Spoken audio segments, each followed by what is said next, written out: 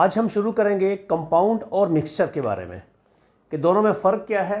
तो आइए स्टार्ट करते हैं पहले कि compound.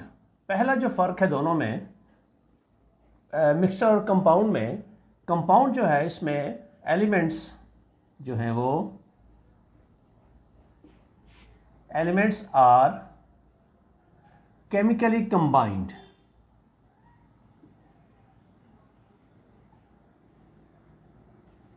Chemically combined,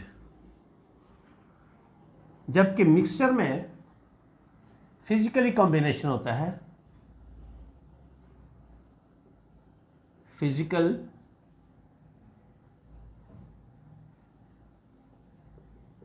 combination of elements. इसको आप सिंपल मिक्सिंग भी कह सकते हैं। सिंपल मिक्सिंग होती है एलिमेंट्स की।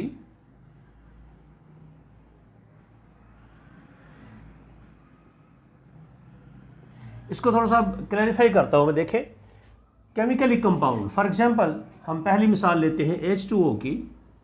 H2O, इसमें देखें 2 हाइड्रोजन और 1 ऑक्सीजन, ये दोनों केमिकली कंबाइन। केमिकली कंबाइन का मतलब ये होता है कि इनमें बॉन्ड्स बनते हैं। वो बॉन्ड कोवेलेंट भी हो सकता है, वो आयनिक बॉन्ड भी हो सकता है। कोई भी आप कंपाउंड ले लें, H2O ले लें, H2SO4 ले लें, H2SO4 ले लें, CH4 मीथेन ले लें, NH3, उसके बाद कोई भी आप कंपाउंड ले लें, HNO3 ले लें, नाइट्रिक एसिड ले लें, कोई भी आप कंपाउंड ले लें, उसमें जितने भी एलिमेंट्स उसके होंगे वो सारे केमिकली कंबाइंड होते हैं। जब केमिकली कंबाइंड होंगे तो उसमें बॉन्ड्स बनते हैं, कोवेलेंट बॉन्ड्स हो सकते हैं, आयनिक बॉन्ड हो सकते हैं। जबकि जो मिक्सचर है उसमें फिजिकल, मस फॉर एग्जांपल आप शुगर को मिला लें, शुगर प्लस वाटर,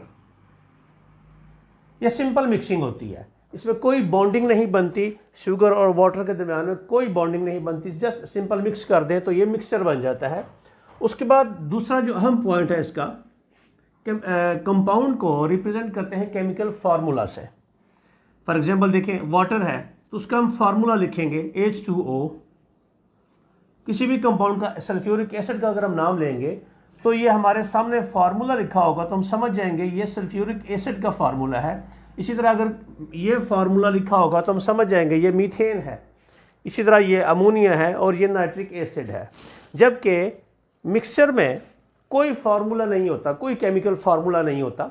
उसमें शुगर है, वाटर है, शुगर आप वाटर के साथ साल्ट को मिक्स कर लें, रेत को मिक्स कर लें, कुछ भी मिक्स कर लें, इसका कोई केमिकल फार्मूला नहीं होता। वो आपको क्लियर लिखना पड़ेगा, शुगर और वाटर है या साल्ट प्लस वाटर है।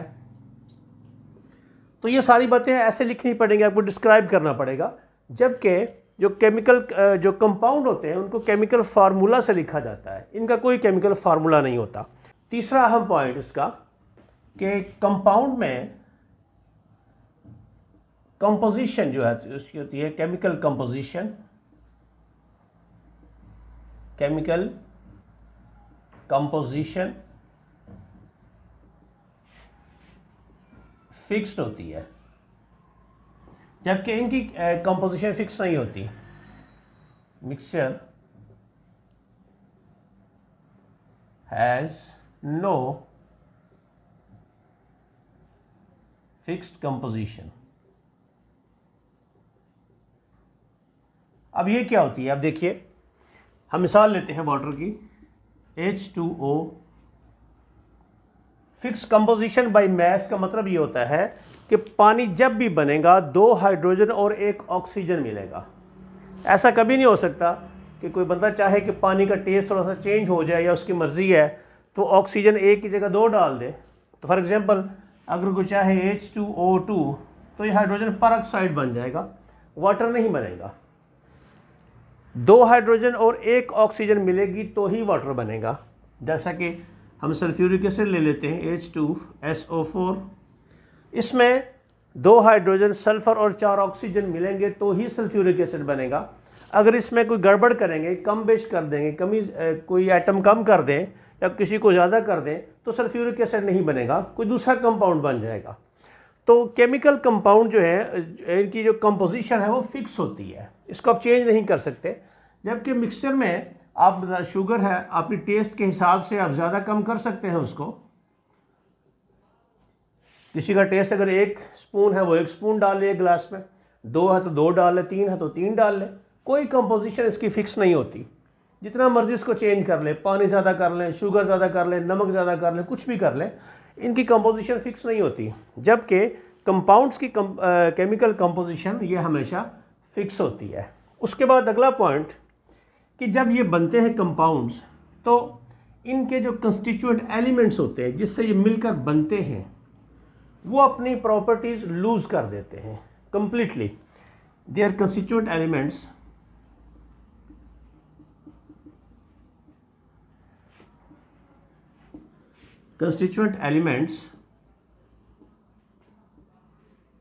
lose their properties। अब देखें, जैसे सल्फ्यूरिक एसिड है, H2O2 है, H2O है, या HNO3 लिख लें, NaCl लिख लें, कोई भी कंपाउंड लिख लें, उसमें जिस एलिमेंट से वो मिलकर बना है वो आपको नज़र नहीं आएगी, उनकी क्वालिटीज़ नज़र आपको नहीं आएंगी। इसकी वाज़ेह मिसाल हमारे सामने पानी की है, H2O2 है। तो जब आप पानी पीते हैं उसमें ना तो आपको हाइड्रोजन गैस मिलती है, ना ही ऑक्सीजन का टेस्ट मिलता है, आपको एक नया टेस्ट मिलता है जो पानी का होता है, ठीक है। इसी तरह सल्फ्यूरिक एसिड है, हाइड्रोजन से मिलकर बना है, सल्फ़र है, ऑक्सीजन है। लेकिन सल्फ्यूरिक एसिड जब इस्तेमाल करते हैं केमिकल इंडस्ट्री में तो इनमें से कोई भी, उसमें किसी का भी जो केमिकल प्रॉपर्टीज आपको अलग अलग नज़र नहीं आती। मतलब कंपाउंड में जितने भी उसके एलिमेंट्स होते हैं वो जब केमिकली कंबाइन करते हैं, बॉन्ड बनते हैं उनके दरम्यान में, तो अपनी जो इंडिविजुअल उनकी कैरेक्टरिस्टिक्स हैं उनकी ख़त्म हो जाती हैं, बिल्कुल नहीं बन जाती हैं। मिक्सचर में ऐसा नहीं होता। देखें, आप इन दोनों को मिक्स करें तो ये एक सोल्यूशन बन जाएगा, और ये सोल्यूशन इन दो चीज़ों से मिलकर बना है, तो दोनों चीज़ें अपना असर दिखाएंगी सोल्यूशन के अंदर। ये जो सोल्यूशन बनेगा इन दोनों को मिलाकर वो शुगर की तरह मीठा भी होगा और वाटर की तरह लिक्विड भी होगा। मतलब जो इसके कंपोनेंट्स थे उन्होंने अपनी प्रॉपर्टीज, अपनी केमिकल जो उनकी कैरेक्टरिस्टिक्स थी वो लूज़ नहीं की, उन्हें रिटेन की हैं, जो कि इसमें क्लियरली आपको नज़र आएंगी। अब अगला पॉइंट इसमें देखें कि कंपाउंड जो हैं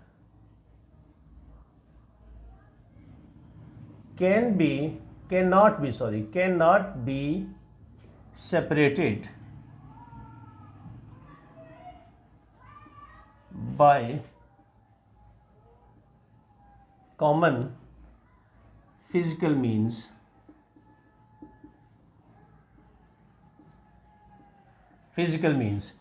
इनके कंपोनेंट्स को आप अलग अलग नहीं कर सकते। इसकी मिसाल आपको देते हैं, पानी की मिसाल है कि अगर कोई आदमी चाहे कि H को अलग कर दे, O को अलग कर दे, ऐसे ही सिंपल तरीके से विदाउट एनी केमिकल रिएक्शन, तो ये पॉसिबल नहीं है। इसके लिए अगर आपको अलग अलग करना है तो आपको इसके लिए केमिकल रिएक्शन करना पड़ेगा, इसमें से इलेक्ट्रिसिटी गुजारनी पड़ेगी, तो ये दोनों कंपाउंड्स इसके अलग अलग हो जाएंगे। जबकि मिक्सचर में जैसे शुगर है या और प्लस वाटर, इसको देखें, अगर आप इन दोनों का मिलाकर सोल्यूशन बनाते हैं, सोल्यूशन बनाने के बाद अगर आप चाहें कि इसको अलग अलग कर दें, शुगर अलग कर दें, पानी अलग कर दें, सिंपल कोई केमिकल रिएक्शन ना करें, तो हो सकता है। वो कैसे? इसको आप गर्म करें, इसको बॉयल करें, स्टीम जो पानी जो स्टीम बनकर अलग हो जाएगा और जो नीचे बैठ जाएगी वो शुगर होगी। तो दोनों को हमने सिर्फ जस्ट बॉयलिंग से अलग कर लिया, सिंपल, कोई केमिकल रिएक्शन नहीं किया लेबॉर्ट्री में, कोई इसमें कैटलिस्ट नहीं डाला, कोई केमिकल रिएक्शन नहीं किया। जबकि कंपाउंड को अलग करने के लिए हमें केमिकल रिएक्शन करना पड़ता है कि दोनों को अलग करके करना है हमने, तो इसमें से इलेक्ट्रिसिटी गुजारनी पड़ेगी, इलेक्ट्रोलिसिस करना पड़ेगा, इसकी इलेक्ट्रिसिटी इसमें से गुजारनी पड़ेगी, तो ये टूटेंगे, अपने अज्जा में अलग अलग हो जाएंगे। जबकि मिक्सचर में ऐसा बिल्कुल भी नहीं होता। अब अगली दो प्रॉपर्टी देखिए इसकी कंपाउंड की जो बाकी रह गई थी। एक जो प्रॉपर्टीज की है वो कि दे हैव शार्प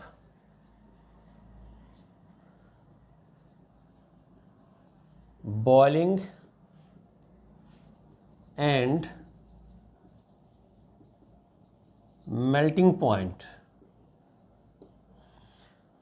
जो कंपाउंड्स हैं इनके, इन एलिमेंट्स के, इनके शार्प होते हैं, बॉइलिंग पॉइंट्स बड़े वाज़े होते हैं और फिक्स होते हैं। फॉर एग्जांपल जो पानी है, इसका जो बॉइलिंग पॉइंट है वो 100 डिग्री सेल्सियस है, जबकि इसका फ्रीजिंग पॉइंट जो है वो 0 डिग्री सेल्सियस है। जबकि मिक्सचर में ऐसा नहीं होता। मिक्सचर के बॉइलिंग पॉइंट भी फिक्स नहीं होते, उनके मेल्टिंग पॉइंट भी फिक्स नहीं होते, वो वेरी करते हैं। वो डिपेंड करता है उनके एलिमेंट्स कितने हैं, किस मिकदार में हैं, क्या उनकी कंपोजिशन है, वो उस पर डिपेंड करता है। उसमें थोड़ा बहुत फ़र्क आता है हमेशा। जबकि कंपाउंड्स में उनके sharp boiling and melting points उनके होते हैं। और आखिरी जो उसका फ़र्क है उसमें देखिए, कंपाउंड जो है वो ऑलवेज होमोजीनियस,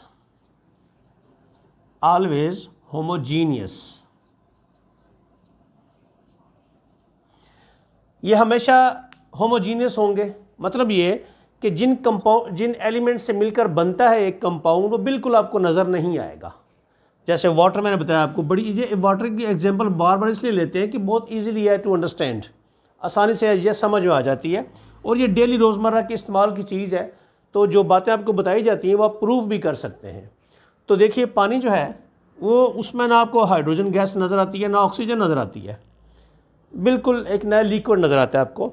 जबकि मिक्सचर में जो आप सॉल्यूशन बनाते हैं, शुगर को मिलाएं और वाटर को मिला के उसमें देखिए उनके ये होमोजीनियस भी हो सकते हैं, ये होमोजीनियस है, लेकिन ये हेट्रोजीनियस भी हो सकता है। जैसे कि आप उसमें देखिए ऑयल मिला लें, वाटर प्लस ऑयल, तो दोनों आपको अलग अलग नज़र आएंगे। तो इसका मतलब है कि ये जो मिक्सचर है ये होमोजीनियस भी हो सकता है और हेट्रोजीनियस भी हो सकता है।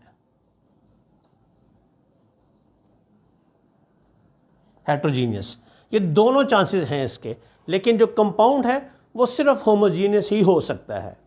तो ये थी इसकी 6-7 डिफरेंसेस थे। अब मैं आपको समरी लिख के दूंगा सारी, कि एक तरफ कंपाउंड और एक तरफ मिक्सचर। अभी मैंने एक एक पॉइंट आपको क्लियर करके बता दिया है। अब समरी लिखूंगा तो आपको जो फ़र्क बाकी रहता है वो भी आपको भी समझ आ जाएगा। अब सारे पॉइंट्स की समरी आप देख लीजिए एक दफ़ा। पहला फ़र्क था, compounds are represented by chemical formula, mixture have no chemical formula, ये बता दिया मैंने आपको वाटर के एग्जांपल देकर। दूसरा, they have fixed composition by mass, H2O, 2 hydrogen 1 oxygen fix है। जबकि they have no fixed composition, ये आप अपनी मर्जी के मुताबिक कंपोनेंट्स को कम ज़्यादा कर सकते हैं। तीसरा, components of compounds lose their identities, इनके जो कंपोनेंट्स हैं अपनी शनाख्त खो देते हैं, अपना असर नहीं दिखाते कंपाउंड में। Components of mixture do not lose their identities, जबकि मिक्सचर के जो कंपोनेंट्स होते हैं, जो अज्जा होते हैं उसके, वो अपनी प्रॉपर्टीज़ शो करते हैं। जैसे कि सोल्यूशन में, शुगर वाटर के सोल्यूशन में दोनों अपनी प्रॉपर्टीज़ शो करते हैं। चौथा पॉइंट है, compounds have entirely different properties than their components, अपने कंपोनेंट्स से बिल्कुल मुख्तलिफ इनकी प्रॉपर्टीज़ होती हैं। पानी की मिसाल दी थी कि पानी में आपको ना ही हाइड्रोजन का टेस्ट मिलता है ना ही ऑक्सीजन का। Mixture show properties of their components, इसमें इनके जो कंपोनेंट्स हैं वो अपनी प्रॉपर्टीज़ शो करते हैं।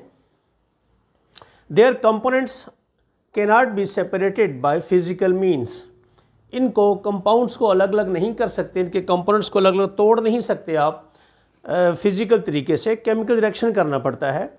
There components can be separated by simple physical means, इसको बॉइलिंग से, फिल्ट्रेशन से आप अलग कर सकते हैं। दे आर ऑलवेज होमोजीनियस, इनकी जो कंपोजिशन होती है वो हमेशा होमोजीनियस ही होगी, यकजान होते हैं ये। जबकि इनमें दे में भी होमोजीनियस और हेट्रोजीनियस, ये दोनों हो सकते हैं।